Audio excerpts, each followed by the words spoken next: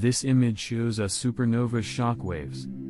Supernovas are the explosive deaths of the universe's most massive stars. In death, these objects blast powerful waves into the cosmos, destroying much of the dust surrounding them. This 2007 composite from NASA's Spitzer Space Telescope in Chandra X-ray Observatory shows the remnant of such an explosion, known as N132D, and the environment it is expanding into.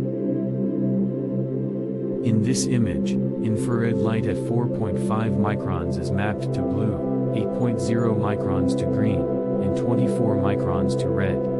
Meanwhile, broadband X-ray light is mapped purple. The remnant itself is seen as a wispy pink shell of gas at the center of this image.